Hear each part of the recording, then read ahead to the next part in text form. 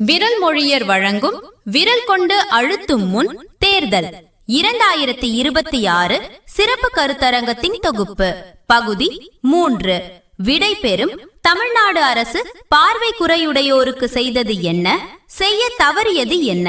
விளக்குகிறார் திரு சே. பாண்டியராஜ் அவர்கள். விரல் மொழியர், உணர்ந்ததை சொல்கிறோம் உலகிற்கு.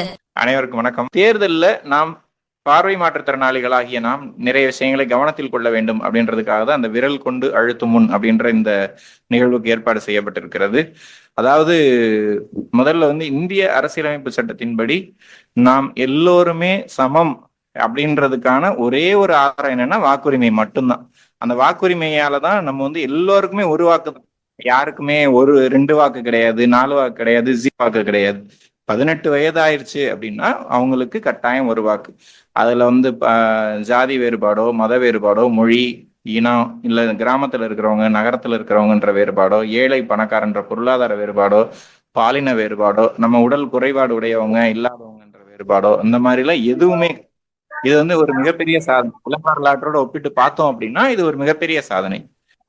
அப்படி இருக்கும்போது இந்த நிகழ்வை இப்படிப்பட்ட வாக்கு செலுத்தக்கூடிய நிகழ்வுல நாம் அனைவரும் கலந்து கொள்ள வேண்டும் என்ற ஒரு நல்ல எண்ணத்தில் தொடங்கப்பட்டதுதான் அந்த முன் அப்படின்ற அந்த நிகழ்வு. பாண்டியராஜ் அவர்கள் பொதுத்துறை வங்கியில் பணியாற்றி கொண்டிருக்கிறார். அவர் அந்தக கவி பேரவை, அதுக்கப்புறம் CSGAB பார்வையற்ற கல்லூரி மாணவர்கள் மற்றும் பட்டதாரிகள் சங்கம், அதோடு அந்த தோழமை அந்த அமைப்பு, இந்த அமைப்புகளில் தொடர்ந்து செயலாற்றி கொண்டிருக்கிறார். முதல்ல ஒரு தேர்தல் முடியுது, ஒரு தேர்தல் தொடங்குது அப்படின்னா அதற்கு முன் இருந்த 5 ஆண்டு காலம் எப்படி இருந்தது, இந்த 5 ஆண்டு கால அரசை அந்த அரசினுடைய ஆட்சியை மதிப்பீடு செய்யணும். அது எந்த அரசாக இருந்தாலும் சரி, அது எந்த கட்சி என்றதெல்லாம் கிடையாது. எல்லா ஆட்சிகளுமே நம்ம ஒரு செயல்பாடு முடிச்சிட்டோம் அப்படின்னா, நம்ம 12 என்னை பொறுத்தளவு நான் மாணவர்கள்ட்ட சொல்றது, ஒரு வகுப்பு 12வது முடிச்சாச்சு அப்படின்னா நம்ம சுய மதிப்பீடு செஞ்சுக்கிட்டே இருக்கணும். அந்த மாதிரி இந்த 5 ஆண்டு கால ஆட்சி எப்படி இருந்தது, நமக்கு என்னென்ன பணிகளை செய்திருக்கிறது, எதையெல்லாம் செய்ய தவறி இருக்கிறது என்பதை பற்றி விரிவாக விளக்க வருகிறார் திரு பாண்டியராஜ் அவர்கள். அனைவருக்கும் வணக்கம். இந்த ஒரு சிறப்பான ஒரு நிகழ்வை ஏற்படுத்தி இருக்கக்கூடிய விரல் மொழியர் மின்னிதழுக்கும் மற்றும் இங்க என்னோடு பேச வருகை தந்துள்ள நண்பர்களுக்கும் மற்ற பங்கேற்று இருக்கக்கூடிய அனைவருக்கும் என்னுடைய வணக்கத்தை தெரிவிச்சுக்கிறேன். இந்த கடந்த 5 ஆண்டு அப்படிங்கிற போது நிறைய நலத்திட்டங்கள் அறிவிக்கப்பட்டிருக்கு. திராவிட முன்னேற்ற கழகம் தலைமையில இருந்த இந்த ஆட்சி பார்வையற்றோருக்கு என்ன செஞ்சது அததான் முதன்மையா வச்சிருக்காங்க. என்ன செஞ்சது, என்ன செய்ய தவறியது அப்படின்னு சொல்லியிருக்காங்க. அந்த வரிசையில நான் பார்த்தது, கேள்விப்பட்டது, அறிந்தது, நண்பர்கள் மூலமா அறிந்தது, உணர்ந்தது அப்படின்னு சொல்லலாம். எனக்கு அதுல கிடைச்ச அனுபவங்கள், இதன் மூலமாக ஒரு பகிர்வாதான் நான் இதை முன்வைக்கிறேன். மற்றபடி இதுல அரசியல் சார்பு எந்த வகையிலையும் கிடையாது அப்படிங்கிறதையும் நான் முன்கூட்டியே தெரிவிச்சுக்கிறேன். இப்போ இதுல நமக்கு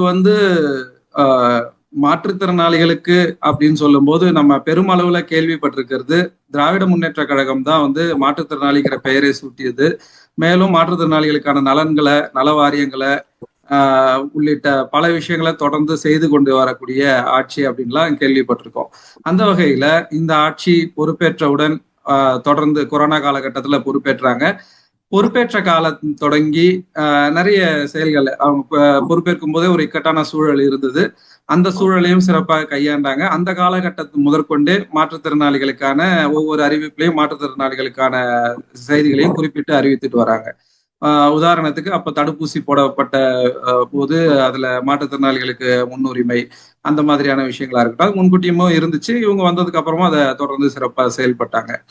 அடுத்தபடியா இவங்களுடைய பெருசா பேசப்படக்கூடிய விஷயம், இந்த 5 ஆண்டுகள்ல பெரிதாக பேசப்படக்கூடிய ஒண்ணு பார்த்தோம்னா, உள்ளாட்சி அமைப்புகள்ல நியமன உறுப்பினர்களா கொடுத்தது, அரசியல் அங்கீகாரம் கொடுத்தது. இது உண்மையிலேயே வரவேற்கத்தக்க ஒரு நிகழ்வு. ஏன்னா ஒரு இந்தியாவிலேயே ஒரு முன்மாதிரியாக, அதுவும் அரசியல் இது அரசியல்ல நமக்கான ஒரு ஒதுக்கீடு வழங்கியிருக்காங்க அப்படிங்கிறது வந்து மிகவும் பாராட்டக்கூடியது, வரவேற்கக்கூடியது. அந்த வகையில ஏறக்குறைய இந்த உள்ளாட்சி அமைப்புகள்ல 14,000 மாற்றுத்திறனாளிகள் வந்து உறுப்பினர்களாக இடம்பெறுவார்கள் அப்படின்னு சொல்லி அறிவிச்சிருக்காங்க. ஒரு இதுலயும் ஒரு பஞ்சாயத்துலயும் கிராம அளவுலயும் நகர அளவுலயும் எவ்வளவு அப்படின்லாம் குறிப்பிட்டு வெளியிட்டு இருந்தாங்க. அதன்படி அந்த நியமன ஆணைகளையும் வந்து முதல்வர் கடந்த மாற்றுத்திறனாளி தினத்தின் போது வழங்கினாரு அப்படின்லாம் பார்த்தோம். இதுல கிட்டத்தட்ட இப்போ ஒரு 3,000 பேர் பொறுப்பேற்று இருக்காங்கன்னு கேள்விப்படுறோம். அதுல வந்து பார்வையற்றோரும் ஒரு சிலர் பொறுப்பேற்று இருக்காங்க அப்படிங்கறத வந்து விசாரிக்கும் போது தெரிஞ்சுக்க முடிஞ்சுது. இது ஒரு சிறப்பான விஷயம். இது போல இது ஒரு ஆரம்ப புள்ளியாக இருந்தாலும் இது ஒரு சிறந்த ஒரு முன்னோட்டமாக இருக்கு. இதுல வந்து நிறைய விமர்சனங்களும் இருக்கு. வாக்களிக்கும் உரிமை நமக்கு வழங்கப்படல, அதனால நம்ம எப்படி அங்க மதிக்கப்படுவோம் அப்படிங்கறதெல்லாம் இருந்தாலும் இது ஒரு தொடக்க நிலை அப்படிங்கிறதுனால இதுல போய் நம்ம அரசியலுடைய பிரதிநிதித்துவத்தை உறுதியா அதுல நிர்வகிக்கிறதுக்கான ஒரு வாய்ப்பாகவும் இத பார்க்கப்படுது. இதனை தொடர்ந்து நமக்கு வந்து ஒரு சட்டமன்றத்திலையும் இல்ல ஒரு பாராளுமன்றத்திலையும் நிச்சயமா வாய்ப்பு கிடைக்கும் அப்படின்னு நம்புவோம். தேர்தல்ல போட்டியிட்டு வாய்ப்பு கிடைக்கிறது ஒரு வழி அப்படின்னாலும் இது போன்ற நியமன உறுப்பினர்கள் மூலமாக வாய்ப்பு கிடைக்கிறதுங்கிறது வந்து தவிர்க்க முடியாததா இருக்கு. அந்த வகையில ஒரு இது போலவே சட்டமன்றத்திலையும் ஒரு நியமன உறுப்பினர்களை புதிதா உருவாக்கி வழங்கும் பட்சத்துல நம்முடைய குரல் அங்க தெளிவா ஒழிக்கவும் நமக்கான உரிமைகளை பெறவும் அது வாய்ப்பா இருக்கும். அது வந்து செஞ்சிருந்தா செய்வாங்க அப்படின்னு நம்புவோம். அடுத்தபடியா பெரிய அளவுல பேசப்படுறது அப்படின்னு பார்த்தோம்னா அடுத்த திட்டம் வந்து இல்லம் தேடி மருத்துவம். இது வந்து நிறைய முதியவர்களுக்கு கொடுக்கப்பட்டிருக்கு, மாற்றுத்திறனாளிகளுக்கு கொடுக்கப்பட்டிருக்கு, அதுல பார்வையற்றவர்களுக்கும் நிறைய கிராமப்புறங்கள்ல போக்குவரத்து இல்லாத சூழல்கள்ல அல்லது போக்குவரத்து சூழல் இருந்தாலும் பயணிக்க முடியாத மாற்றுத்திறனாளிகள் நிறைய பேர் இருக்காங்க. பார்வையற்றவர்களையுமே உடல்நலம் குற்றியவர்களா இருக்கட்டும், மொபிலிட்டி இல்லாதவங்களா இருக்கட்டும், இப்படிப்பட்டவர்களுக்கு அந்த மருத்துவ சிகிச்சைங்கிறது ரொம்ப அவசியமா இருக்கு. அந்த வகையில இது வந்து ஒரு வரவேற்கத்தக்க ஒரு திட்டம். அதனை தொடர்ந்து முதலமைச்சர் தாயுமானவர் திட்டம். உண்மையிலேயே இது ரொம்ப ஒரு என்ன சொல்றது, சின்ன வயசுல எல்லாம் நான் ரேஷன் கடைக்கு போவேன். அப்படி போகும்போதெல்லாம் ரொம்ப சிரமமா இருக்கும். வரிசையில நில்லுன்னுவாங்க, ஒரு சிலர் பார்வை தெரியாது முன்னாடி விடுன்னுவாங்க, அது ஒரு சண்டை வரும். அந்த மாதிரி நிறைய சிக்கல் இருக்கு. அதே மாதிரி போயிட்டு வர்றதுக்கான அந்த போக்குவரத்து என்னதான் இருந்தாலும் அது பக்கத்துலயே இருக்குன்னு சொல்ல முடியாது. வீட்டு பக்கத்துல கிடையாது. ஒரு ஒரு ஒரு 1/2 கிலோமீட்டராவது நடக்கணும். ஸோ இப்படியாக அதெல்லாம் போய் நம்ம அதை வாங்கிட்டு வர்றதுங்கிறது வந்து அதை பொருளை தூக்கிக்கிட்டு ஒரு பார்வையற்ற ஒரு நபரா இருந்து அதை தூக்கிட்டு வர்றது எவ்வளவு பெரிய சிக்கல் இருக்கு. இந்த மாதிரி பலவிதமான ஒரு சூழல்களை இது வந்து தவிர்க்கக்கூடியதா, ஒரு வசதிகளை ஏற்படுத்தக்கூடியதா இந்த தாய்மானவர் திட்டம் இருக்கு. வீடு தேடி மளிகை பொருட்கள் வரக்கூடிய அந்த ஒரு திட்டம் வந்து மிகவும் வரவேற்கப்படக்கூடியது. நிறைய மக்கள் வந்து அதுல பயனடைஞ்சிட்டு இருக்காங்க. அடுத்ததா பார்த்தோம்னா நம்ம கலைஞர் நூற்றாண்டு நூலகம் நம்ம மதுரையில தொடங்கப்பட்டிருக்கிறது. இது வந்து அண்ணா நூற்றாண்டு நூலகம் தொடங்கப்பட்ட போது நான் ரொம்ப உணர்ந்தேன் அது அதனுடைய தேவை என்ன அப்படின்னு சொல்லி. பொதுவா அதுல வந்து நமக்கான கணினிகள் வைக்கப்பட்டிருக்கும், பிரெயில் புத்தகங்கள் வைக்கப்பட்டிருக்கும், எல்லாம் படிப்போம். ஆனா நமக்கான அந்த ஒரு வீட்டுல இருந்து ஒரு இடத்துல போய் ஒரு அமைதியான இடம், அது ஒரு குளிரூட்டப்பட்ட ஒரு இடத்துல உட்கார்ந்து படிக்கும் போது கிடைக்கிற அந்த ஒரு இது இருக்குல்ல, அமைதியான முறையில அந்த ஒரு சிந்தனையை ஒருங்கிணைச்சு படிக்கிறதுக்கான ஒரு வாய்ப்பு அது அப்படி நமக்கு எல்லா இடங்கள்லயும் அமையறது இல்லை. நிறைய இடையூறுகளுக்கு நடுவுல தான் நம்ம வந்து படிச்சு முன்னேறிட்டு வரோம். இப்படியான ஒரு வாய்ப்பு வந்து பெரிய அளவுல நம்மளுடைய கல்வி மேம்பாட்டுக்கு, ஆராய்ச்சி போன்ற முன்னெடுப்புகளுக்கெல்லாம் ரொம்ப உதவியா இருக்கும். அந்த வகையில மதுரையில இருக்கக்கூடிய கலைஞர் நூற்றாண்டு நூலகத்துல பார்வையற்றோருக்கான பிரிவு மிக அழகாக ஏற்படுத்தப்பட்டிருக்கிறது வந்து வரவேற்கத்தக்கக்கூடியதா இருக்கு.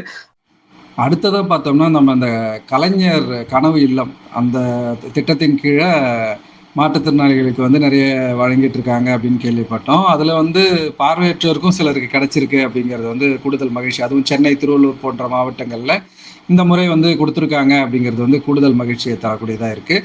அதே போல் வந்து மாநில கல்லூரியில் வந்து மாற்றுத்திறனாளிகளுக்குன்னு தனியாக விடுதி, மகளிருக்கு தனியாக, ஆண்களுக்கு தனியாக விடுதிகள் கட்டி கொடுத்துருக்காங்க. அதுவும் மாற்றுத்திறனாளிகளுக்குரிய வசதிகளோட அதை கட்டி கொடுத்துருக்காங்க அப்படிங்கிறது வந்து கூடுதல் சிறப்பாக இருக்குது. அடுத்தது ரைட்ஸ் திட்டம்ங்கிறது வந்து கடந்த ஆட்சியில இருந்து தொடர்ந்து வந்துட்டு இருக்கக்கூடியது. இருந்தாலும் இவங்க வந்து அதுல நிறைய அந்த ஒரு பகுதிகள்லையுமே வந்து அந்த சிகிச்சை வழங்குதல், அப்புறம் அந்த ஆலோசனை வழங்குதல், இந்த மாதிரியான அலுவலகங்களை உருவாக்கி அதை நடத்திட்டு இருக்காங்க அப்படின்னு சொல்லி படித்தேன். அதே மாதிரி சில விஷயங்கள் வந்து அந்த கணக்கெடுப்பு, மாற்றுத்திறனாளிகள் கணக்கெடுப்பு, இந்த மாதிரியான செயல்களில் ஈடுபடுறாங்க அப்படின்னு சொல்லி. ஆனா இதை வந்து மிகப்பெரிய தொகை இதில் ஈடுபட்டிருக்கு. அந்த தொகை வந்து முறையா நடத்தப்படுதா, சரியாக செயல்படுத்தப்படுதா அப்படின்றத கண்காணிச்சு அந்த தொகையை இன்னும் சிறப்பான முறையில வந்து செயல்படுத்துறதுக்கு முழு ஈடுபாட்டோட செயல்பட்டா இன்னும் நல்லா இருக்கும் அப்படிங்கிறது ஒரு கருத்து. அடுத்தபடியா நம்ம இந்த போக்குவரத்துல விடியல் பயணம் வந்து பொதுவா ஆட்சிக்கு வந்த உடனே இவங்க அறிவிச்சது, மகளிருக்காக அறிவிச்சது, அப்புறம் திருநங்கைக்காக அறிவிச்சாங்க. இவங்க ஆட்சி பொறுப்பு ஏற்ற உடனே போட்ட முதல் அரசாணை விடியல் பயணம் வந்து மாற்றுத்திறனாளிகளுக்கு விரிவுபடுத்தப்படுது. அதாவது அரசாணை எண் 1, கலைஞர் பிறந்தநாள் அன்னைக்கு போடுறாங்க, 3/6/2021 போட்டிருக்காங்க. இதன் மூலமா என்ன அப்படின்னு பார்த்தோம்னா, பொதுவா நமக்கு ஏற்கனவே 2010 அந்த காலகட்டத்துல 9-10 நமக்கு வந்து மாநில பேருந்துகள்ல நான் 1/4 வந்து பயணம் செய்யறதுக்கான வாய்ப்பு வந்து வழங்கப்பட்டிருந்துச்சு. இப்போ இவங்க வந்து என்ன பண்றாங்க, மாவட்டம் தோறும் இருக்கக்கூடிய அந்த ஒயிட் போர்டு பேருந்துகள்ல கட்டணமில்லா பயணம் அதை வந்து வழங்கியிருக்காங்க. அதுல கூடுதல் சிறப்பு என்ன அப்படின்னா, உடன் அழைத்து செல்பவர்களுக்கும் இலவசம் தான், அதே கட்டணமில்லா இதுதான், விலைதான், அந்த பயணச்சீட்டை பெற்றுதான் போலாம். சோ அந்த மாதிரியான ஒரு திட்டம் இது வந்து ரொம்ப வரவேற்கத்தக்கதா இருக்கு. இதுல சிக்கல் என்ன அப்படின்னு பார்த்தோம்னா, இந்த ஒரு அறிவிப்பு வந்ததுக்கு அப்புறம் பயணச்சீட்டு வச்சிருக்கு, அதாவது பயண அட்டை, இலவச பயண அட்டை பெற்றவங்களுக்கு எல்லாம் சிக்கலாயிடுச்சு. உங்களுக்கு இதுல செல்லாது, அதுல செல்லாது, இந்த மாதிரியான ஒரு குழப்ப நிலைகள், அதாவது அவங்கவுங்களா முடிவு பண்ணிக்கிறது. இது அப்படியான சிக்கல்களை தீர்க்கறதுக்கும் அமைப்புகள் எல்லாம் கொண்டு போகும்போது நிறைய சுற்றறிக்கைகள் எல்லாமும் வழங்கி அதை தெளிவுபடுத்தவும் செஞ்சாங்க. அதே நேரத்துல இன்னமும் அந்த குழப்பம் நீடிச்சுக்கிட்டு இருக்கு. அதுக்கான அது எல்லாமே நமக்கு அது என்ன சொல்றது, ஒரு திட்டம் அறிவிக்கப்பட்டா அதுலயும் நம்ம விஷயங்கள்ல, நம்ம தொடர்பான திட்டங்கள்ல குழப்பங்களுக்கு பஞ்சமே இல்லை. அதை வந்து தீர்க்கறதுக்கு தொடர்ந்து செயல்பட வேண்டியது இருக்கு, விழிப்புணர்வை ஏற்படுத்தி கொண்டே இருக்க வேண்டியது இருக்கு. அடுத்தபடியா பார்த்தோம்னா, அதுல ஆன்லைன்ல பஸ் பாஸ் கொண்டு வந்தது, போயிட்டு ஒரு வாட்டி ரினிவலுக்கு போய் அப்ளிகேஷன் கொடுக்கறது, அப்புறம் வந்துருச்சான்னு கேட்கறது, அப்புறம் வந்துருச்சுன்னா போய் வாங்குறது, இப்படியாக பல ஜெராக்ஸ் எடுத்து நிறைய சிக்கல்கள் இருந்துச்சு. அதை ரொம்ப எளிமைப்படுத்தி, ஆனா எளிமையா வந்துடல, அந்த ஆன்லைனுக்கும் நிறைய போராட்டங்கள், அதுல இது இல்லாத நமக்கான அக்சசிபிலிட்டி இல்லை அப்படிங்கிறதெல்லாம் போராட்டம் பண்ணிட்டு நிறைய இருந்துச்சு. அதனால கிட்டத்தட்ட 1.5-2 வருஷம் அதை எக்ஸ்டெண்ட் பண்ணிட்டே இருந்தாங்க. இப்போ ஓரளவுக்கு அது ஆன்லைன்ல எளிமையா நம்ம கையாள முடியுது. கூடுதலான திரைவாசிப்பு மென்பொருள் உள்ளிட்ட கூடுதல் மென்பொருளோட உதவியோட அதை கையாள முடியுதுங்கிறது மகிழ்ச்சியான விஷயமா இருக்கு. அடுத்ததா நம்ம பார்த்தோம்னா, இந்த தாழ்தள பேருந்துகள், அந்த சிறப்பா வடிவமைக்கப்பட்ட மாற்றுத்திறனாளிகளுக்கான பேருந்துகள்ல நமக்கான அந்த ஆடியோ அறிவிப்புகளும், அதே நேரத்துல அந்த கதவு கிட்ட வரக்கூடிய அந்த ஒலி, பீப் சவுண்ட் இருக்குல்ல, அதுவும் நம்ம வந்து பேருந்து எங்க நிக்குது, கதவை கண்டுபிடிச்சு எளிமையா ஏறுறதுக்கு ரொம்ப உதவியா இருக்கு அப்படின்னு சொல்லலாம். இது வந்து கிட்டத்தட்ட ஒரு நீதிமன்றத்தினுடைய உத்தரவின்படிதான் பெரிய அளவுல வந்துச்சு அப்படின்னு சொல்லலாம். இருந்த போதிலும் இவர்களுடைய ஆட்சி இருந்ததுனால கூடுதலா ஒரு கவனம் செலுத்தப்பட்டிருக்கு அப்படின்னு சொல்லலாம். ஏன்னா அந்த பேருந்தினுடைய வடிவமைப்பு எல்லாமே ரொம்ப நல்லா இருக்கும். அதாவது அந்த நடக்க முடியாதவங்க எல்லாருமே அழகா அதுல ஏறி அதற்கான இருக்கை அந்த மாதிரி எல்லாம் கொஞ்சம் நல்லா இருக்கும். அதே நேரத்துல பார்வையற்றவர்கள் ஏறும்போது அந்த மேல இருக்கிற கம்பியை பிடிக்கிறதுக்கு முயற்சி பண்ணா அது முடியுமா, ரொம்ப உயர்வா அந்த மாதிரி எல்லாம் வச்சிருப்பாங்க. சோ இருந்தாலும் இது மாதிரியான ஒரு அருமையான ஒரு திட்டமா இது இருக்கு. அடுத்தது பார்த்தோம்னா, உதவி உபகரணங்கள்ல பார்த்தோம்னா, இப்போ உதவி உபகரணங்களை தேவைக்கு ஏற்ப, தகுதிக்கு ஏற்ப, அவங்கவுங்களே விருப்பத்துக்கு ஏற்ப தெரிவு செய்து கொள்ளலாம் அப்படின்னு ஒரு அரசாணை வெளியிட்டு, அதுல வந்து நமக்கான ஸ்மார்ட் கிளாஸ் வந்து அறிவித்து பண்ணியிருக்காங்க. அது என்ன, இந்த திட்டத்தினுடைய நோக்கம் என்னன்னா, அவங்க வழங்கக்கூடிய அந்த உதவி உபகரணங்கள், அவங்க ரெக்கமெண்ட் பண்ணியிருக்கிறது, ஸ்கூட்டரா இருக்கட்டும், ஸ்மார்ட் கிளாஸா இருக்கட்டும், இந்த மாதிரி விஷயங்கள்ல வேற மாதிரிகள் இருக்கும் பட்சத்துல அதை நம்ம வந்து தெரிவு செய்யறதும் அப்படின்னா அதற்கான கூடுதல் தொகையை நம்ம செலுத்தி, அதிகமா இருக்கிற பட்சத்துல கூடுதல் தொகையை நம்ம செலுத்தி அதை வந்து பெற்றுக்கொள்ளலாம் அப்படின்னு வந்து அறிவுறுத்தி இருக்காங்க. ஆனா இதுல இந்த ஸ்மார்ட் கிளாஸ் மட்டும்தான் இருக்கு. அது எந்த அளவுக்கு நமக்கு பயனுள்ளதா இருக்கு அப்படிங்கிறது நமக்கு தெரியும். ஏன்னா ஒரு பார்வை உள்ளவர்களுடைய இந்த நம்ம இவர் மூரா சார் எழுதும் போது காட்சி அதிகாரம், அப்புறம் முருகேசன் சாருடைய அந்த கூண்டிலேற்ற முடியாத குற்றவாளிகள்லயும் நிறைய எழுதியிருப்பாரு. எதுக்காக இதை சொல்றேன்னா, அந்த காட்சி அதிகாரம், அந்த பார்வையினால அவங்க ஒரு வித்தியாசத்தை எதிர்பார்க்கிறாங்க. ஒரு அவங்க ஈக்குவலா அவங்களுக்கு பயன்படுத்துறதே நம்ம பயன்படுத்திட்டோமா, பயன்படுத்தினா அது நமக்குரியது இல்லை அப்படிங்கிற மாதிரி. எதுக்காக இதுனா, இந்த மடிக்கணினியை நம்ம ரொம்ப காலமா கேட்டுக்கிட்டு இருக்கோம். இதுல வந்து இந்த மடிக்கணினியை ஒரு ஆப்ஷனாவது வச்சிருக்கலாம். ஆனா அது நமக்கானது இல்லைங்கிற மாதிரியே ஒரு கருத்துல சூழல் நிலவறதுனால அந்த ஒரு சிறப்பா வடிவமைக்கப்பட்டதுக்கு முன்னுரிமை கொடுக்கறதாக நினைச்சு இந்த மாதிரியான கருவிகள் எல்லாம் நமக்கு பரிந்துரைக்கிறாங்க. இது மட்டும் இல்லாம ஏற்கனவே ஆர்பிட்ரேட்டர் போன ஆட்சியில இருந்து வழங்கிட்டு இருந்தாங்க. அதை இவங்களும் வழங்கினாங்க வந்த உடனே. அதுக்கப்புறம் அது இல்ல. ஸ்மார்ட் போன் வழங்கிட்டு இருக்காங்க. அப்புறம் இந்த டெய்சி பிளேயர்ஸ் அதை வழங்கிட்டு இருக்காங்க. அடுத்தபடியா முக்கியமான ஒரு விஷயம், பள்ளிக்கூட குழந்தைகளுக்கு, மாணவர்களுக்கு, ஒரு 430 பார்வையற்ற மாணவர்களுக்கு வந்து universal Braille kit and tactile book வந்து வழங்கியிருக்காங்க. 5000 இருந்து 10,000 மதிப்புள்ள புத்தகங்கள் வந்து வழங்குறதா அந்த அரசாங்கம் படிச்சு அதை உறுதியும் படுத்திட்டு வழங்கிட்டு இருக்காங்க. அப்படிங்கிறது வந்து ரொம்ப மகிழ்ச்சி அளிக்கக்கூடியதா நமக்கு இருக்கு. இப்படியாக இந்த உதவி உபகரணங்கள் வழங்குறதுல வந்து தொழில்நுட்ப குழு இருக்கு, அடுத்த கண்காணிப்பு குழு இருக்கு. இந்த மாதிரி குழுக்கள்ல நம்முடைய பிரதிநிதித்துவமும் இருக்கணும். அடுத்தடுத்த காலங்கள்ல அந்த பிரதிநிதித்துவத்தையும் நம்ம உறுதி செய்யணும் அப்படிங்கிறது அமைப்புகள்கிட்டையும் வரக்கூடிய அரசுகிட்டையும் நம்ம கோரிக்கையா வைக்கணும்.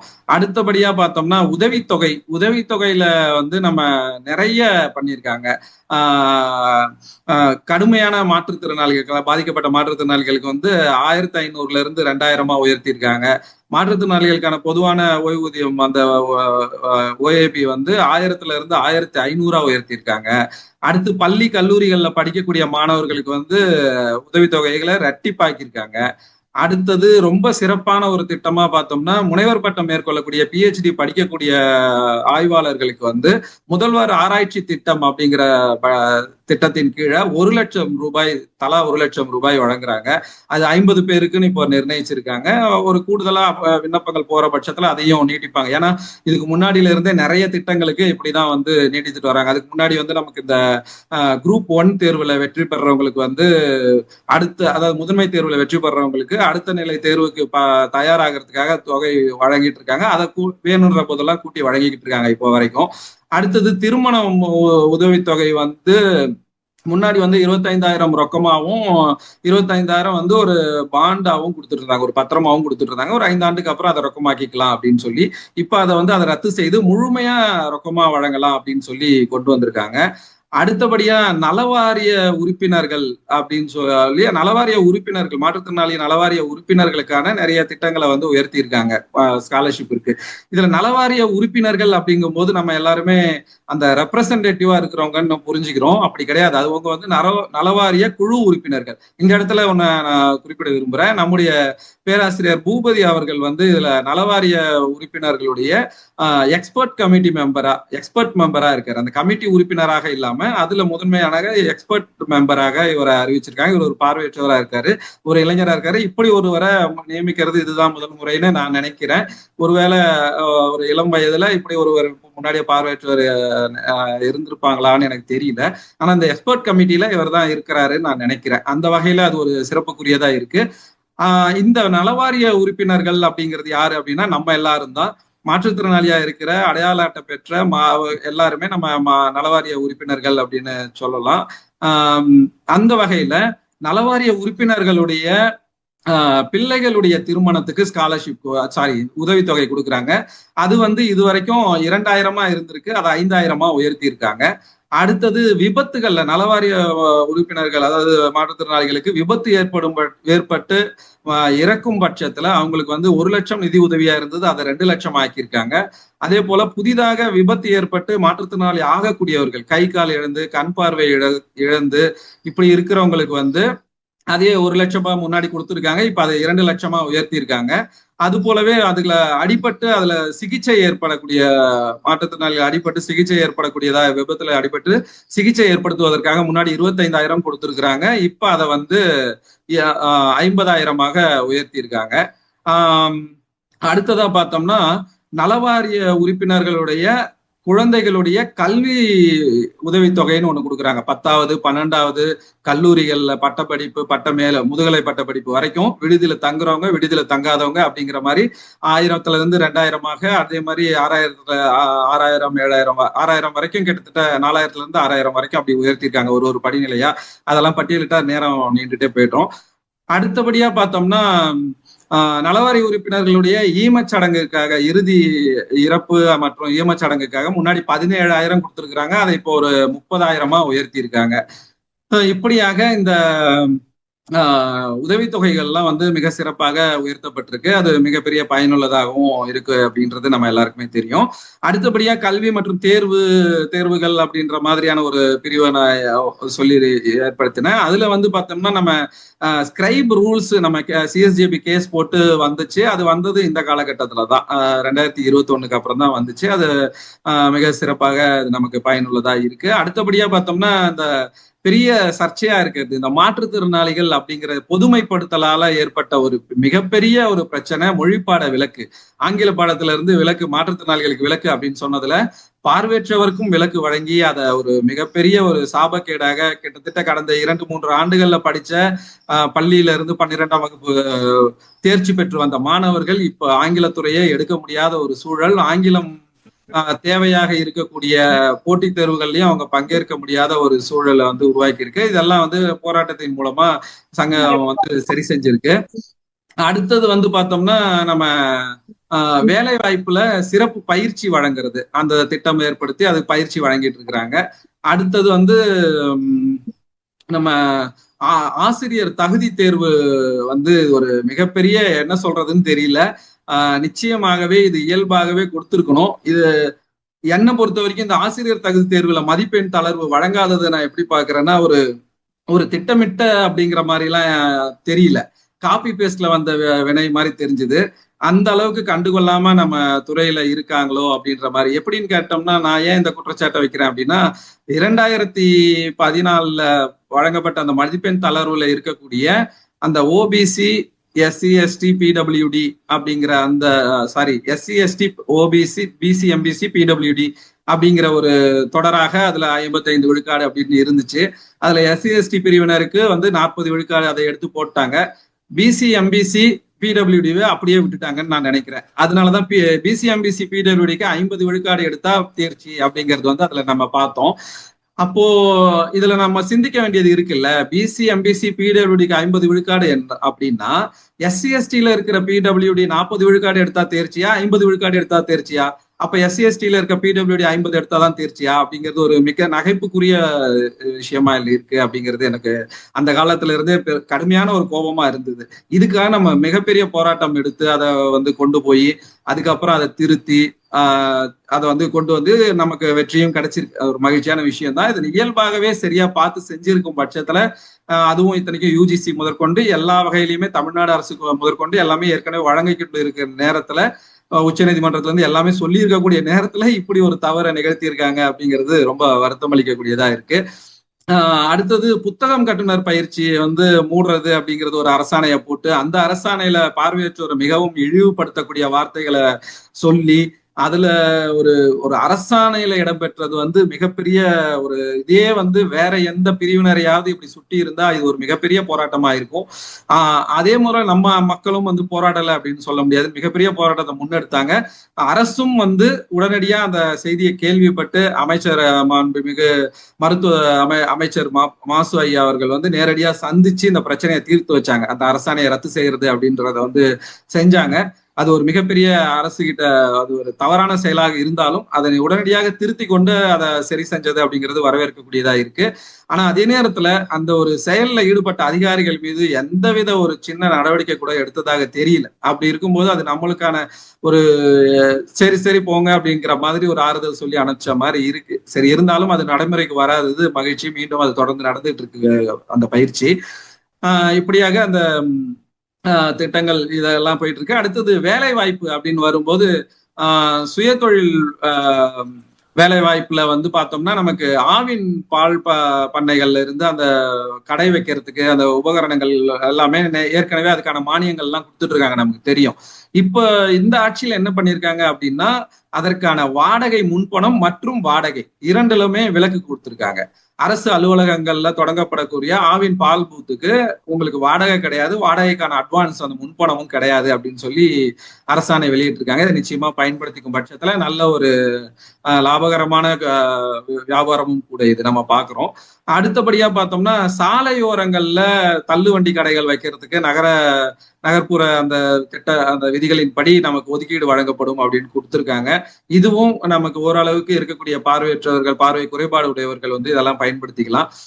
இது நமக்கு மிகப்பெரிய ஒரு வாய்ப்பா இருக்கு.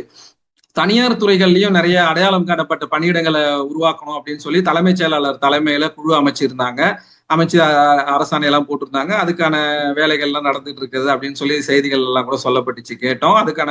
ஆனா யாரும் எதுவும் போன மாதிரி தெரியல. சில இடங்கள்ல ஏதோ முகாம்லாம் நடத்தினதா சொன்னாங்க. அது பார்வையற்றவர்களுக்கு எந்த வகையில அது உதவியா இருந்துச்சுன்றது நமக்கு சரியா அது பிடிபடல. அடுத்தது பார்த்தோம்னா நம்ம இந்த நமக்கான அரசு வேலை வாய்ப்புல அப்படின்னு பார்த்தோம்னா நம்ம என்ன சொல்றதுன்னு தெரியல. அதுல ஆனா குறிப்பா நம்ம உண்மையிலே மகிழத்தக்க ஒரு விஷயம் வந்து விளையாட்டுத்துறையில பணி வாய்ப்புக்கு போனவங்க. மகாராஜன் அவர்கள் முதல்ல போனாரு. அதுக்கப்புறம் இப்போ ஒரு 9 பேர் விளையாட்டுத்துறையில வந்து விளையாட்டின் மூலமாக அந்த கோட்டாவுல போனவங்க. அது வந்து ஒரு 10 பார்வையற்றவர்கள் போயிருக்காங்க அப்படிங்கிறது வந்து மகிழ்ச்சிக்குரிய விஷயமா இருக்கு. ஆனாலும் இது இடஒதுக்கீட்டின் படி அப்படிங்கிறது மாதிரி எல்லாம் தெரியல. எனக்கு 200 சில்லறை அப்படிதான் போட்டாங்க. அதுல ஒரு 9 பேர்கிட்ட போட்டி போட்டு போயிருக்காங்க. அது அவங்க திறமை மற்றும் அவங்களுடைய சான்றிதழ் மூலமா அவங்க போயிருக்காங்க அப்படிங்கிறது மகிழ்ச்சியான விஷயமா இருக்கு. அடுத்தது முதலமைச்சருடைய அந்த அறிவிப்புல வந்து இதுவரைக்கும் 4 விழுக்காடு இடஒதுக்கீட்டின்படி அரசு வேலை 1493 மாற்றுத்திறனாளிகளுக்கு வழங்கப்பட்டிருக்கு அப்படின்னு சொல்லியிருக்காங்க. அப்போ இது வரைக்கும் இந்த 5 ஆண்டுகள்ல அல்லது கடந்த 4.5 ஆண்டுகள்ல எத்தனை அரசு பணியிடங்கள் போட்டிருப்பாங்க அப்படின்னு தோராயமா செய்திகள்ல வந்ததெல்லாம் வச்சு பார்க்கும்போது ஒரு 60,000-70,000 அப்படின்னு கணக்கெடுக்கலாம். 60,000-70,000 4 விழுக்காடு அப்படிங்கும் போது நமக்கு எவ்வளவு வருது அப்படிங்கிறது இருக்கு இல்லையா? அந்த மாதிரி ஒரு கிட்டத்தட்ட ஒரு நமக்கு ஒரு அதுல ஒரு கால்வாசி தான் வந்திருக்கு அப்படின்னு நம்ம சொல்லலாம். இந்த 1400 சில்லறை அப்படிங்கிறது அதுவுமே வந்து நமக்கு கேள்விக்குறியாதான் இருக்கு. ஏன்னா நமக்கான அந்த நம்முடைய அந்த தாயை இழந்து வாடி அந்த பெண்ணுக்கு கொடுக்கப்பட்ட அரசு வேலை இருக்குல்ல, அதை வச்சு பார்க்கும்போது நிச்சயமாவே அது வேதனையாதான் அது கீர்த்தனான்னு நினைக்கிறேன். ஒரு ஆதரவற்ற நிலையில இருக்கிற ஒரு பெண்ணுக்கு தொடர்பு கொண்டு அரசு வேலை வழங்குவோம்னு சொல்லி முதல்வரே சொல்லி அதுக்கப்புறம் அவங்களுக்கு ஒரு டேட்டா என்ட்ரி ஆப்ரேட்டர் வேலை கொடுத்து அதை ஒரு மீண்டும் அது செய்திகளா பரப்பப்பட்டு கூட அதுக்கப்புறம் கூட அவங்களுக்கு ஒரு அரசு வேலை இன்னும் வழங்கப்படலை அப்படிங்கிறது வந்து வேதனையா இருக்கு. இப்படியாக இந்த மாதிரி வழங்கப்பட்ட அரசு வேலையா இந்த 1400 சில்லறையில இருக்குமா அப்படிங்கிறதும் நிச்சயமா அப்படி இருக்காதுன்னு நம்புவோம். அடுத்தது வந்து இந்த 4% ரிசர்வேஷன் அவங்க தேர்தல் அறிக்கையில சொன்னாங்க. நம்ம எல்லாருமே அது பெரிய அளவுல மிகப்பெரிய ஒரு ஏமாற்றமா பாக்குறது இந்த அரசுல வந்து அதுதான். அரசாணை 20 அதாவது தேர்தல் அறிக்கையில சொல்லி சட்டப்பேரவையில அறிவித்து அதுக்கு சட்டப்பேரவைக்கு முன்னாடி நம்முடைய துணை முதலமைச்சர் அதை கேள்வி எழுப்புனது 2022 கேள்வி எழுப்பி அது 23 சட்டப்பேரவையில அறிவிச்சு 23 அரசாணையும் போட்டு 24 போராட்டத்தின் போது மிகப்பெரிய பட்டியல் ஒரு 2010 பணியிடங்கள் உங்களுக்காக கண்டறியப்பட்டதுன்னு ரிட்டன்லயே கொடுத்து அதுக்கப்புறம் அது தொடர் போராட்டங்களுக்கு விளைவா என்னடா கேட்டுட்டே இருக்கீங்கிற மாதிரி என்ன மனநிலைன்னு தெரியல. 25 இந்த அரசாணை செல்லாது அப்படிங்கிற ஒரு அரசாணையை போட்டு அதுல செல்லாதுன்னு அந்த அரசாணையில போட்டிருந்தாலும் அதுவும் வந்து பெரிய அளவுல வந்து ரீச் ஆச்சு மக்களிடையே. புதிய திட்டம் போல என்ன அப்படின்னா பார்ட் டைம்ல இருக்கக்கூடிய மாற்றுத்திறனாளிகளுக்கு வெயிட்டேஜ் மதிப்பெண் வழங்கப்படும் அப்படின்னு சொல்லி அப்படியே அந்த வெயிட்டேஜ் அதாவது இதுக்கு முன்னாடி பணி நிரந்தரம் வழங்குவோம்னு சொல்லிட்டு இப்ப அதை வெயிட்டேஜ் மார்க்கா வழங்குவோம் அப்படின்னு வழங்கியிருக்கிறோம் அப்படிங்கிறது வந்து வேதனைக்குரிய விஷயம். அதுலயும் கூடுதலா என்னன்னா அந்த வெயிட்டேஜ் மதிப்பெண்ணும் 3 நியமனங்களுக்கு தான் செல்லும். அதுக்கப்புறம் அதுவும் கிடையாது. 3 நியமனங்கள்ல நீங்க வேலைக்கு போலன்னா அதுக்கப்புறம் அதுவும் கிடையாதுங்கிற மாதிரி இருக்கு அந்த அரசாணைங்கிறது. இது ஒரு மிகப்பெரிய துரோகமா பார்க்கப்படுது பார்வையற்றவர்கிட்ட. இந்த ஒரு விஷயம் மட்டும் அவங்க ஒரு ஈடுபட்டு செஞ்சிருந்தாங்கன்னா நமக்கு வந்து பார்வையற்றோருக்கு மிகப்பெரிய, ஏன்னா இது வந்து கிட்டத்தட்ட பல ஆண்டு கால தவம். இது அந்த இடஒதுக்கீட்டின்படி பார்வையற்றோருக்கு பணி நியமனம் வழங்கணும் அப்படிங்கிறது. இதே வந்து நம்ம ஒரு பெண்களுக்கான இது வந்து நமக்கு ஹரிசாண்டல் ரிசர்வேஷன் தான், கிடைமட்ட இடஒதுக்கீடு தான் இது, நேர்கோட்டு இடஒதுக்கீடு கிடையாது. அப்போ கிடைமட்ட இடஒதுக்கீட்டுல இருக்கக்கூடிய மகளிர் இடஒதுக்கீடா இருக்கட்டும், எக்ஸ் சர்வீஸ் மேனுக்கான இடஒதுக்கீடா இருக்கட்டும், இதுல எல்லாம் இவங்களால இந்த மாதிரி பண்ண முடியுமா அப்படிங்கிறது வந்து கேள்விக்குறியா இருக்கு. இது நமக்கு மட்டும் ஏன் இந்த மாதிரியான ஒரு புறக்கணிப்பு இருக்கு? அப்ப இது ஒரு இடஒதுக்கீடுன்னே சொல்லக்கூடாது இல்ல? ஒரு எந்த வகை, அதாவது எதுல நம்ம ரெக்ரூட்மெண்ட் வைக்கிறோமோ அடையாளம் காணப்பட்ட பணியிடங்கள்ல மட்டும்தான் கொடுப்போம் அப்படிங்கிறது இவங்களுடைய ஆட்சியிலேயாவது மாறும், முறையான ஒரு இது வரும் அப்படின்னு நம்ம நினைச்சோம். அதுல ஏன்னா அந்த 20 அரசாணை அப்படிதான் சொல்லுச்சு, அதை நம்பி நம்ம வந்து நிச்சயமா மாறிடுச்சுன்னு நினைச்சோம். ஆனா நான் அப்படி இல்லை. அதாவது சட்டம் சொன்னாலும் சரி, நீதிமன்றம் சொன்னாலும் சரி, பொதுவா நடைமுறையில் என்ன இருக்கோ நாங்க அதை தான் செய்வோம் அப்படிங்கறது வந்து இந்த ஆட்சியும் உறுதிப்படுத்தி இருக்கிறது அப்படிங்கிறது வந்து நமக்கு மிகப்பெரிய வேதனையா இருக்கு. அந்த வகையில இது வந்து மிகப்பெரிய ஒரு மன வருத்தத்தை அளிக்குது. அடுத்தது பணியில் உள்ளவர்களுக்கு என்ன பண்ணாங்க அப்படின்னு யோசிச்ச போது அந்த பயணப்படியில அந்த கன்வெயன்ஸ் அலவன்ஸ்ல இருந்த சிக்கல்கள் வந்து இவங்க ஆட்சிக்கு வந்ததுக்கு அப்புறம் தான் அதுக்கு ஒரு முறைப்படுத்தப்பட்ட அரசாணை வந்துச்சு. அது ஒரு வரவேற்கப்படத்தக்க விஷயமா இருக்கு. அடுத்தது அந்த துறை தேர்வுகள் எழுதுறவங்க அந்த 3 ஆண்டுகளுக்கு மேல எழுதக்கூடிய 50 வயதை கடந்த மாற்றுத்திறனாளிகளுக்கு வந்து விலக்குன்னு வச்சிருக்காங்க. அது ஒரு ஓகே அப்படின்ற மாதிரிதான் இருக்கு. அப்படி விலக்கு கொடுத்தாங்கன்னா அதுக்கப்புறம் இருக்கக்கூடிய அந்த துறை தேர்வுனால இருக்கக்கூடிய இதுல இருந்து விலக்கு கொடுத்துருக்காங்களா அப்படிங்கிறதெல்லாம் பார்க்கணும். பணியாளர்கள் அடுத்து பார்த்தோம்னா அந்த ப்ரமோஷன் ரிசர்வேஷன், அதாவது பதவி உயர்வுல வந்து இடஒதுக்கீடு வழங்குறது, அதுக்காக நிறைய குழு, உயர்மட்ட குழு, துணைக்குழு இதெல்லாம் அமைத்து நிறைய தேடினாங்க. அதுக்கப்புறம் அதற்கான அடையாளம் காணப்பட்ட பணியிடங்கள் எல்லாம் தேடி இப்போ வந்து அதற்கான அரசாணையும் வந்துருச்சு. அடையாளம் காணப்பட்ட பணியிடங்களுடைய பட்டியல் இப்போதான் அண்மையில இந்த ஆண்டு தான் வந்திருக்கு. ஆனால் அதன் மூலமா இதுக்கப்புறம் அது தொடர்ந்து செயல்படுத்தப்படும் அப்படின்னு நம்பலாம். அந்த வகையில அது ஒரு சிறப்பான செய்தி. அடுத்தது விளையாட்டுத்துறையில வந்து நம்ம பார்த்தோம்னா நல்ல ஒரு சிறப்பான ஒரு விஷயம் நடந்திருக்கு. முதலமைச்சர் கோப்பை இதற்கு முன்னாடியே இருந்திருந்தாலும் இப்ப அதை வந்து நெறிப்படுத்தி பொதுவா முதலமைச்சர் கோப்பை நடக்கும் பொழுதே பார்வையற்றோருக்கான விளையாட்டுகள், தடகள போட்டிகள், வாலிபால் உள்ளிட்ட பல்வேறு போட்டிகள் வந்து முறையாக நடத்தப்பட்டு மாவட்ட அளவுல எல்லாம் நடத்தப்பட்டு மாவட்ட அளவுல தேர்ச்சி பெற்று மாநில அளவுகளில் போட்டி நடத்தி சிறப்பான ஒரு பரிசு தொகையும், நல்ல ஒரு கணிசமான பரிசு தொகையும் கொடுத்துருக்காங்க. முதல் பரிசு 1 லட்சம், அந்த மாதிரியான வகையில குழுவுல இருக்கிற முதல் பரிசு வந்து தலா நபருக்கு 75,000 வரை எல்லாம் உயர்த்தி சிறப்பான ஒரு தொகையா, பரிசு தொகையா வழங்கி ஊக்கப்படுத்தியிருக்காங்க. அதே மாதிரி தமிழகத்தில் இருக்கக்கூடிய மாநில அளவிலான மாநில அளவில் இருக்கக்கூடிய 62 விளையாட்டு மைதானங்களை வந்து மாற்றுத்திறனாளிகள் அணுகல் தக்க வகையில மாற்றுவோம், அதுக்கான தணிக்கை செய்வோம் அப்படின்னு சொல்லி அரசாணை போட்டிருந்தாங்க. பார்த்தேன். அது எந்த அளவுக்கு செயல்பட்டு இருக்கு அப்படிங்கிறது வந்து நமக்கு சரியா தெரியல. ஓரளவுக்கு அது, ஏன்னா இப்படி விளையாட்டு போட்டிகள்லாம் நடத்தப்படும் பட்சத்துல நிச்சயமா அதெல்லாம் செஞ்சிருப்பாங்க அப்படின்னு நம்ம நம்பலாம். அடுத்தபடியா பார்த்தோம்னா நமக்கு இந்த பீச்சில் அந்த தளம் பாதை ஏற்படுத்தினது அது உண்மையாவே வரவேற்கத்தக்கதுதான். ஏன்னா பொதுவா நம்ம கடற்கரைக்கு செல்லும் போது நிறைய மணல்ல நடந்து நமக்குமே பார்வையற்றவருக்குமே நிறைய அதுல தடைகள்லாம் இருக்கு. அங்கங்க கடைகள் வச்சிருப்பாங்க, மனிதர்கள் உட்கார்ந்துருப்பாங்க, அவங்கள போய் மிதிக்கிற மாதிரி எல்லாம் ஆயிடும் தனியா போற சூழல்ல. இப்படி ஒரு பாதை இருக்கும் பட்சத்துல, இந்த பாதையிலயும் உட்கார்ந்துருக்காங்க, அருமையான விஷயம். இப்படி ஒரு பாதை இருக்கும் பட்சத்துல அதுல நிறைய இந்த டாக்டைல், அந்த கைப்பிடி இதெல்லாம் இருக்கிறதுனால கிட்டத்தட்ட கடற்கரை வரைக்கும் போய் அது பக்கத்திலேயே கொஞ்ச நேரம் உட்கார்ந்து இருந்துட்டு நல்ல ஒரு இயற்கை காற்றை சுவாசிச்சு ரசிச்சுட்டு திரும்ப நம்ம அதே பாதையில அழகா வெளியில வரலாம். இது ஒரு நல்ல வாய்ப்பா இருக்கு. ஆனா இதுல ஒரு என்ன அப்படின்னா, திரும்ப நம்ம அந்த பாதையை விட்டு போயிட்டோம்னா திருப்பி வர்றதுக்கு அங்க ஒரு ஒளி குறியீடு மாதிரி ஏதாவது வச்சிருந்தா நல்லா இருக்கு. அது இருந்துச்சு அப்படிங்கிறாங்க, இல்லைன்னு சொல்றாங்க, சரியா தெரியல. ஆனா இப்போதைக்கு இல்லைன்றதுதான் இருக்கு. அந்த ஒரு சிக்னல் மாதிரி, ஒரு சவுண்ட் சிக்னல் மாதிரி வச்சிருந்தாங்கன்னா நம்ம எங்கேயாவது நடந்துட்டு நேரா அந்த இடத்துக்கு வர்றதுக்கு வாய்ப்பா இருக்கு, அது மூலமா வெளியில வர்றதுக்கு. அதே மாதிரி ஒரு 5 நிமிடங்களுக்குள்ள முடிஞ்சிருச்சு. அடுத்தபடியா நம்ம இவங்க முத்துசெல்வி வந்து அவங்க ஏஐசிபி வைஸ் பிரசிடென்ட், அவங்க வந்து அந்த கணினி பயிற்சி செய்யக்கூடிய மாணவிகள் எல்லாம் கூட்டிட்டு அங்க போயிருந்த போது அங்க போய் இடத்த கண்டுபிடிக்கிறதுக்கு, அந்த பாதை எங்க இருக்குன்னு கண்டுபிடிக்க கொஞ்சம் சிரமப்பட்டாங்க, பஸ்ல போய் அப்படிலாம் அலையும் போது. சோ அப்படி இருக்கும்போது அந்த இடத்துல ஒரு பேருந்து நிறுத்தம் இருந்தா நல்லா இருக்கும். அது அந்த பெயர்ல ஒரு பேருந்து நிறுத்தம் அந்த இடத்துலயே இருந்ததுன்னா, ஏன்னா எல்லாருமே இந்த இப்போ சென்னையை பொறுத்த வரைக்கும் கண்ணகி சிலை, அப்புறம் அண்ணா சமாதி, இதுதான் பீச்சுக்கான பேருந்து நிலையம். ஆனா இது வந்து லைட் ஹவுஸ் கிட்ட இருக்கு. ஸோ கிட்டத்தட்ட அந்த மாதிரி தள்ளி இருக்கிறதுனால அந்த இடத்துல ஒரு நிறுத்தம் ஏற்படுத்தி செஞ்சிருந்தாங்கன்னா இன்னும் ஒரு வசதியா இருந்திருக்கும் அப்படின்னு சொல்லலாம். இது மாதிரி மற்ற இடங்கள்லயும் எங்கெங்கெல்லாம் பண்றாங்களோ அங்கெல்லாமும் இப்படி ஒரு வசதி ஏற்படுத்தினா நல்லா இருக்கும் ஓரளவுக்கு. அடுத்தது வந்து விருதுகள்ல வந்து பார்த்தோம்னா நமக்கு தடையற்ற கட்டடங்களை ஏற்படுத்தி இருக்கு, மாற்றுத்திறனாளிகள் தடையற்ற கட்டடங்களை ஏற்படுத்தி இருக்கக்கூடிய அரசு மற்றும் தனியார் நிறுவனங்களுக்கு தலா ஒரு விருது வழங்கியிருக்காங்க. அடுத்தது வந்து பார்வையற்றோருக்கான மற்றும் செவித்திறன் குறையுடையோருக்கான ஆசிரியர்களுக்கு வழங்கப்படக்கூடிய விருதுகள், இதுவரைக்கும் வழங்கப்பட்டு இருந்த விருதுகளை வந்து ஹெலன் கெல்லர் விருது அப்படின்னு சொல்லி பெயர் மாற்றி அறிவித்திருக்காங்க.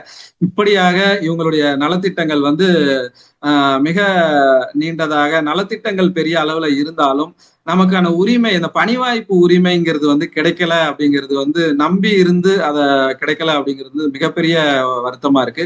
இது எல்லாத்துக்கும் காரணம் என்னவா இருக்கும், ஏன் இப்படி ஒரு சூழல் இருக்கு அப்படின்னு பார்த்தோம்னா, நலத்திட்டங்கள் பொறுத்த வரைக்கும் எல்லா அரசுகளுமே ஓரளவுக்கு செஞ்சிருவாங்க. அவங்க கிட்ட யார் இருக்காங்களோ, யார் சொல்றாங்களோ அதை வச்சு அதை செய்வாங்க, ஓரளவுக்கு நெருக்கமா இருக்கிறவங்கள. இந்த அமைப்புகளுடைய பிரதிநிதிகளை துறை சார்ந்த அமைச்சர் வந்து சந்திக்கிற பட்சத்துல இந்த மாதிரியான சிக்கல்களை வந்து சரி செஞ்சிருக்கலாம். ஆனா நம்முடைய கலைஞர் வந்து நம்முடைய துறையை வச்சிருந்தாரு அவர் கையில. அப்போ அவர் வந்து எல்லா போராட்டங்களையும் வந்து சந்திச்சு பேசினாரு. ஒரு போராட்டம் நடந்துன்னா அதுல ஒரு கோரிக்கை இருக்கும், அதுல ஒரு நியாயம் இருக்கும். அப்ப அதை வந்து நம்ம கேட்கும் பட்சத்துல அதிகாரிகள் மூலமா வரும்போது அந்த நியாயம் அங்க மறைக்கப்படும், அந்த உரிமை அங்க இருக்காது, அது உரிமையாகவே அங்க கருதப்படாது. நீங்க போய் பிதற்றுறீங்க அப்படிங்கிற மாதிரி அதிகாரிகள் சொல்லுவாங்க. அந்த மாதிரிதான் அதை கொண்டு போவாங்க. ஐயா அவங்க தேவையில்லாம பண்றாங்க, எதிர்கட்சி மாதிரி செயல்படுறாங்க, அப்படி கொண்டு போயிடுவாங்க. ஆனா இதை நேரடியா அவர்களே வந்து கேட்கும்போது நம்ம பக்கத்துல இருக்கிற நியாயத்தை வந்து அவங்களால உணர முடியும். அந்த ஒரு சூழல் இந்த 5 ஆண்டுல இல்லாம போனதுதான் இது எல்லாத்துக்குமே காரணம் அப்படின்னு சொல்லலாம். கலைஞர் வச்சிருந்தாருன்னா அவர் சந்திச்சு பேசினாரு. மாண்புமிகு ஐயா அவர்கள் முதல்வர், இப்ப இருக்கிற நம்முடைய ஐயா அவர்கள் வந்து ஒரு மாற்றுத்திறனாளி போராட்ட பிரதிநிதிகளை கூட சந்திக்கல அப்படிங்கிறது வந்து மிகப்பெரிய வேதனையா இருக்கு. நம்ம என்னதான் மாற்றுத்திறனாளிகள் அணிகள் உருவாக்குனாலும், மாற்றுத்திறனாளிகள் நண்பர்கள் கூட இருந்தாலும், நமக்கு ஏற்றவாறு நம்முடைய மனசு பாதிக்கப்பட கூடாத வகையில தான் நம்ம கிட்ட வந்து கோரிக்கைகளை கொண்டு வருவாங்க. ஆனா இப்படியான சிக்கல்களை வந்து கொண்டு வரணும், கொண்டு போகணும் அப்படின்னா இப்படிப்பட்ட எனக்கு வந்து பிரச்சனை இருக்கு அப்படிங்கறத தெரிவிக்கிறதுக்கு தான் தெருவுக்கு வராங்க. அப்படிப்பட்டவங்களை நம்ம சந்திச்சு செய்ய முடியாததுதான் இதுக்கான, இந்த தோல்விக்கான, இந்த பார்வையற்றோருக்கு உள்ளிட்ட மாற்றுத்திறனாளிகளுக்கு பணி வாய்ப்புல நடந்திருக்கக்கூடிய இந்த துரோகத்திற்கான காரணமா எல்லாராலுமே கருதப்படுது. அந்த வகையில இனி வரும் காலங்கள்ல நம்முடைய ஒரு துறைக்கான அமைச்சராக முதல்வர் இருந்து கொண்டால் நேரடியா சந்திச்சு பேசணும். அப்படி இல்லை அப்படின்னா துறை அமைச்சர் பதவியை வந்து வேற யாருக்காவது கொடுத்து அதை சரி செய்யணும், இல்ல ஒரு இணையமைச்சராவது ஏதாவது ஒண்ணு போட்டாவது சரி பண்ணணும். இனி வரும் காலங்கள்ல நிச்சயமா அது எந்த ஆட்சி வந்தாலும் சரி, டிஎம்கேவா இருந்தாலும் சரி, ஏடிஎம்கேவா இருந்தாலும் சரி, நிச்சயமா செய்வாங்க அப்படின்னு நம்புவோம். இந்த ஒரு வாய்ப்பை வழங்கியதுக்கு எனக்கு தெரிஞ்சதை சொல்லியிருக்கேன், தெரிஞ்சு திரட்டினதை நான் சொல்லியிருக்கேன். ஏதாவது விடுபட்டு இருந்தா நிச்சயமா வேணும்ன்று விடுபட்டிருக்காது. அதே மாதிரி குறைகள் சொல்லப்படாம விடுபட்டு இருந்தாலும் வேணுமென்று விடுபட்டதில்லை. அறிவினுடைய குறைபாடு தான், தேடலின் குறைபாடு தான் அப்படின்றத தெரிவித்துக் கொண்டு வாய்ப்புக்கு நன்றி கூறி விடைபெறுகிறேன். நன்றி, வணக்கம். மிக்க நன்றி. பாண்டியராஜ் சார் வந்து நம்ம ஒரு வேலையை கூட நம்ம ஒரு இது சொன்ன உடனே அதற்காக இவ்வளவு தூரம் தகவல்களை தேடி திரட்டி மெனக்கெட்டு பல பணிகளை செய்து இந்த உரையை வழங்கி இருக்கிறார். அவருக்கு மிக்க நன்றி. சார் சொன்ன மாதிரி தான், ஏதாவது ஒரு நன்மையை தீமையை விட்டுருவாங்களா, நம்ம கடைசியில பேசலாமான்னு பார்த்தேன். ஆனா எதுவுமே இல்லை. கடைசியா சொன்னதுதான், நம்ம விரல்மொழியர் தெளிவாகவே சொல்கிறது. 2021 அது குறித்து எழுதிய நினைவு இருக்கிறது. மாற்றுத்திறனாளிகள் நலத்துறை வந்து முதலமைச்சரிடம் இருப்பதை காட்டிலும் யாராவது ஒரு அமைச்சரிடம் இருப்பதுதான் நல்லது. கலைஞர் கருணாநிதி அவர் கையில இருந்தது அப்படின்னா அதற்கு ஒரு தனிப்பட்ட சில காரணங்கள், அப்போது அவருக்கு இருந்த இயலாமை, அதுல ஒரு உந்துதல், அந்த மாதிரியான சில இது இருந்தது, இன்னும் சில காரணங்கள் இருந்தது. ஆனால் இங்க வந்து அப்படி கிடையாது. அதோடு சட்டமன்றத்திலும் அல்லது தேசிய அளவில் அந்த துறை தொடர்பான நிகழ்வுகளிலும் கலந்து கொள்வதற்கென்று சமூக நலத்துறை அமைச்சர் தான் சென்றிருந்தாங்க. அப்படின்றப்ப அவங்க கையிலேயே கொடுத்திருந்தா கூட நன்றாக இருந்திருக்கும். அடுத்து யார் வந்தாலும் இது தனி அமைச்சராக இருப்பது, எந்த கட்சி ஆட்சிக்கு வந்தாலுமே தனி அமைச்சர் ஒருவர் இருந்தால்தான் நமக்கு வசதியா இருக்கு. ஏன்னா முதலமைச்சருக்கு ஏகப்பட்ட வேலைகள் இருக்கு. மாற்றுத்திறனாளிகள் நலத்துறை அப்படின்றது மற்ற துறைகளோடு ஒப்பிடும்போது பயனாளிகள் வந்து ரொம்ப குறைவு. அதாவது யதார்த்தம் என்னன்றதை சொல்றேன் நான். அப்படி இருக்கும்போது தனி அமைச்சர் இருக்கிறது தான் நல்லது அப்படின்றதுதான் விரல்மொழியருடைய கருத்தாக இருக்கிறது. நன்றி.